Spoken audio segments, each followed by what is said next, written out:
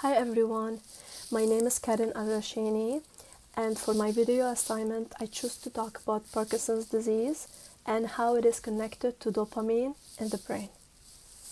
Parkinson's disease is a neurological disorder that affects movement and can also affect mood, thinking, and other functions.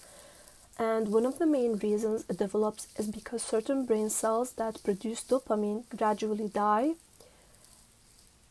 Dopamine is a very important chemical messenger that helps the brain control movement. And to show how understanding change with age and education, I will explain Parkinson's disease at 3 different levels. The first level, I'm going to explain Parkinson's disease to a 5-year-old. Imagine your brain is the boss of your whole body. It tells your feet when to walk, your hands when to wave, and your mouth when to smile. And inside your brain are millions of tiny helpers. And these helpers work together to send messages all around your body. And one special helper is called dopamine. Dopamine helps your brain send movement messages smoothly. And it is like a traffic helper that keeps everything moving the right way. So let's say you want to dance to your favorite song. Your brain will send messages to your arms and legs. So dopamine helps those messages travel smoothly so you can dance and jump. But sometimes people get a brain illness called Parkinson's disease, and when this happens, some of the brain cells that make dopamine work stop working or even disappear. So imagine a playground where there used to be lots of helpers watching the games, but if many of those helpers leave, it becomes harder to keep everything organized. That is similar to what happens in Parkinson's disease, to people with Parkinson's disease. And because there is less dopamine, the brain has a harder time helping the body move. So the person may shake a little, like earthquake, and move more slowly, or have trouble keeping their balance. So it means they can fall. But Parkinson's disease does not change who a person is.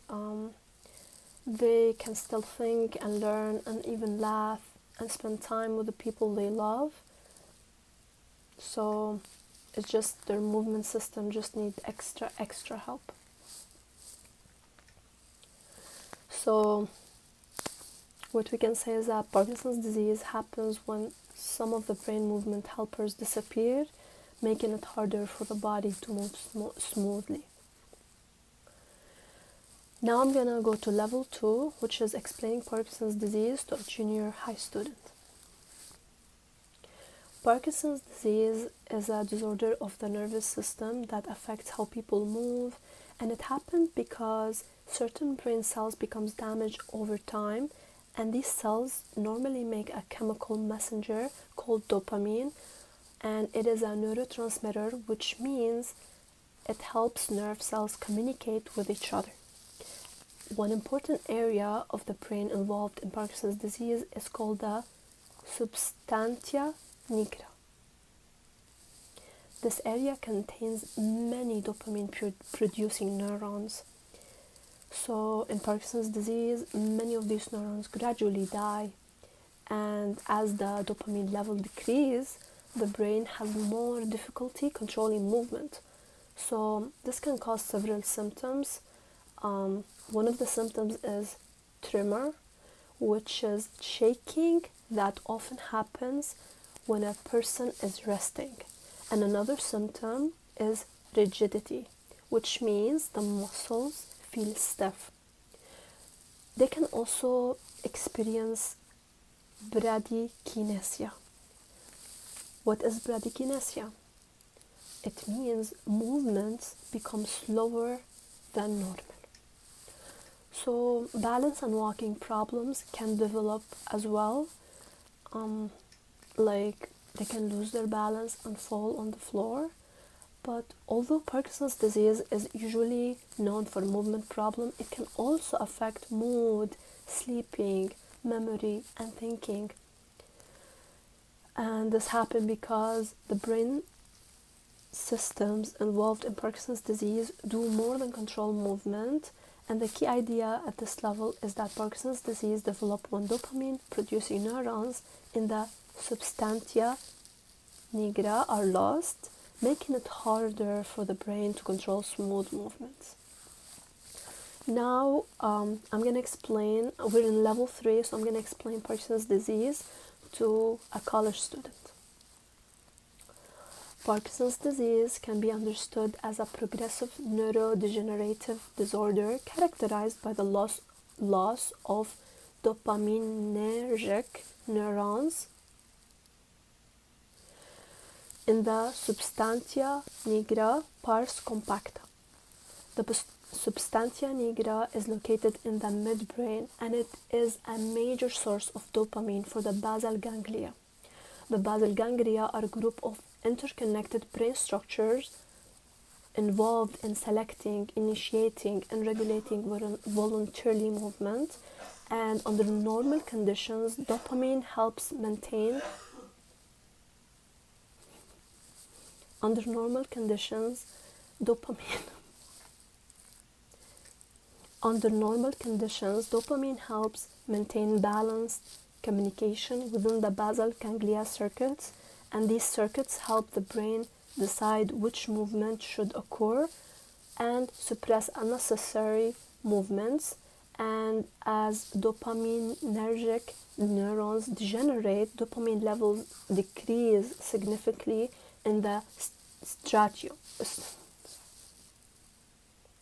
Dopamine levels decrease significantly in the striatum, which is a major component of the basal ganglia. It's called striatum. So this dopamine depletion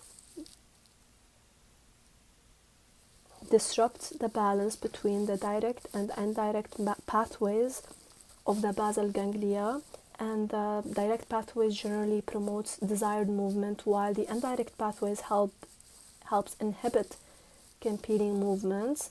And the dopamine normally facilitates movement by stimulating D1 receptors in the direct pathway and reducing activity through D2 receptors in the indirect pathway.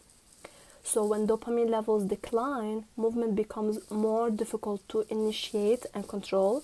This contributes to the hallmark motor symptoms of Parkinson's disease, which include bradykinesia, rigidity, resting tremor, and postural instability.